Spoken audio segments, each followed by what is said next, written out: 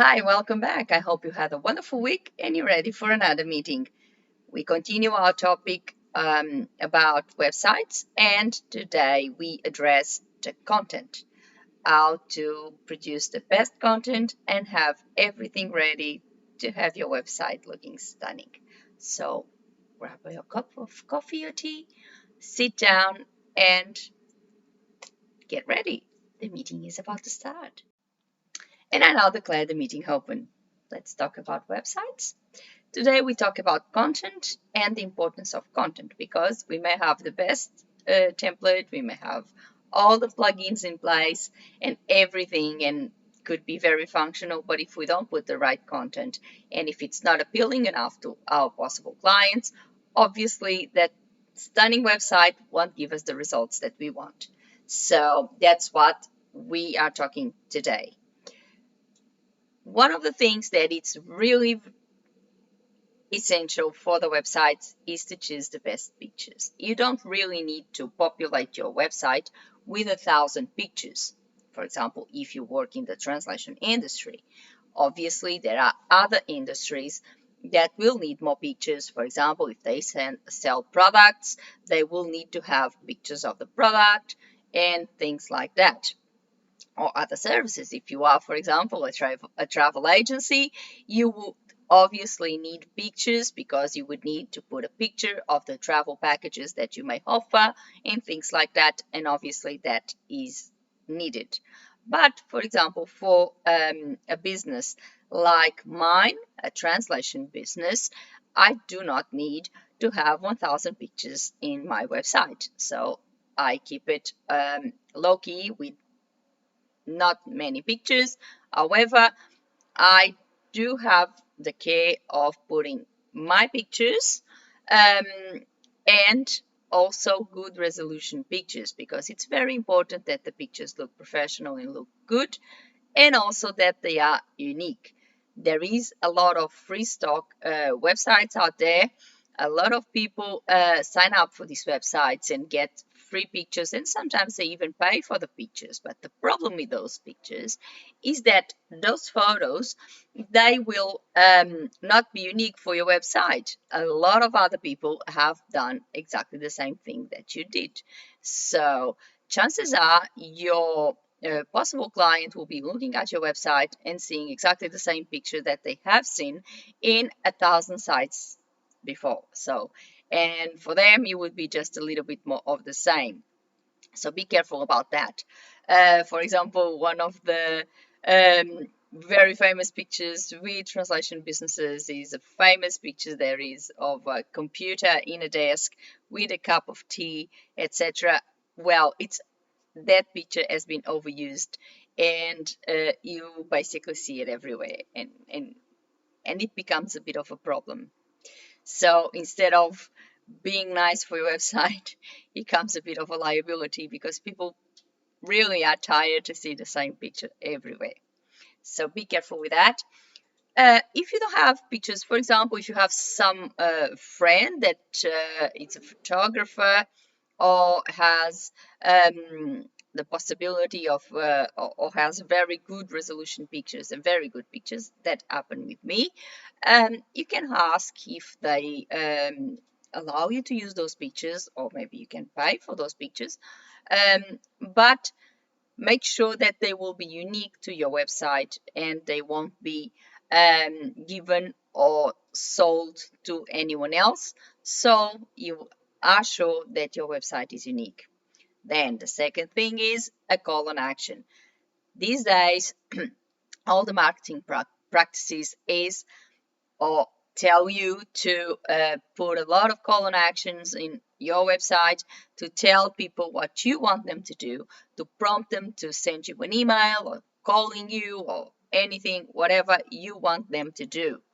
Uh, well, however, and this is my personal opinion, and I think this is what a lot of people think as well, is that if you overuse it, you may really not be that good And it might be a little bit off-putting. Sometimes the websites are made and the calls on action actually pop-up windows.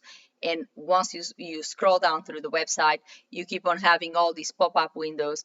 Call me now, or have you called yet? Don't miss out the opportunity. And all these calls on action are very good. And if you put them in the right place, and if you really do it once or twice, it would be okay. However, if you want to read what's on the website and you're constantly having these pop-up windows, it might be off-putting and you might just disconnect the website and go to another one. So be careful with that. They must be thought carefully.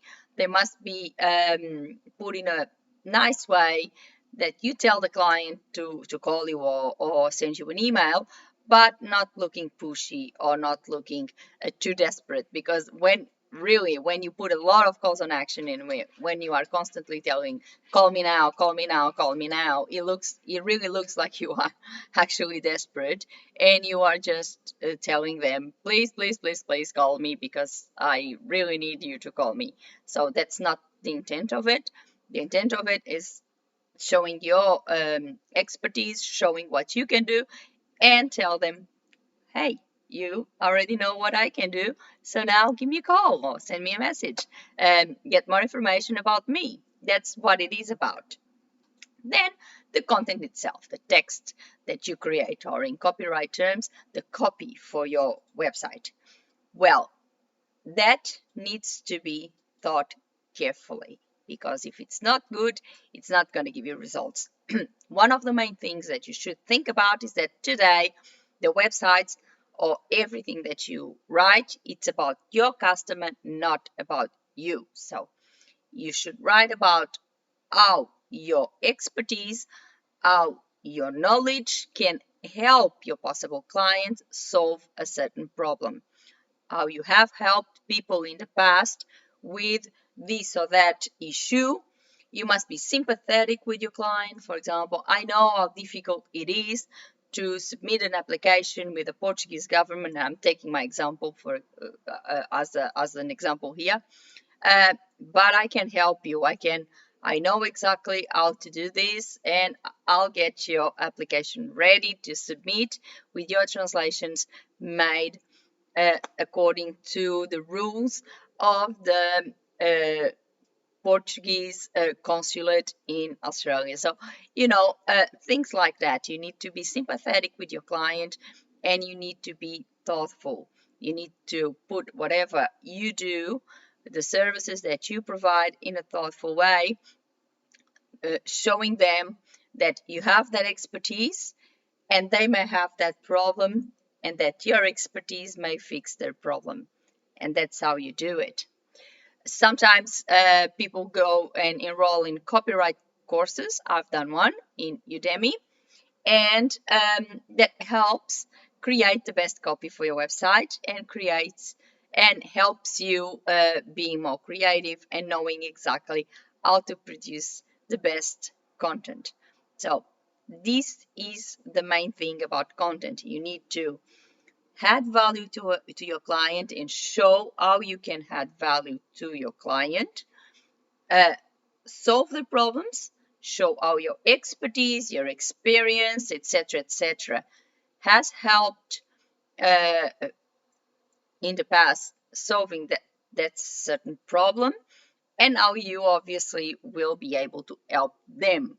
It's not about you. It's not about, I am a certified translator, I've been working more than 10 years. It's about, I've been in this industry long enough. I've been helping companies achieve their goals. I've been helping them with their applications to Portugal, and I'm pretty sure I'll be able to help you in your next application. This is the type of mindset that you should have to help your clients achieve their goals. And I now declare the meeting closed. I hope you really enjoyed this meeting, and that the tips that I gave you for the content of your website are very useful. But if you have any questions, if I didn't talk about something that you would like me to address, please leave your comment below and I'll be very happy to answer that for you. Or if you have any other suggestions, maybe you are in this business professionally and you have done it so many times and you have other suggestions, please share with us as well. Why not? And put a like on the video. You know, the YouTube algorithm. We all ask for the same thing. And subscribe the channel with a little click on the bell so you get a notification of each meeting every week. Before I go, I would like to thank you all for being there and listening to the videos. I hope you have a wonderful week. See you next time. Thank you. Bye.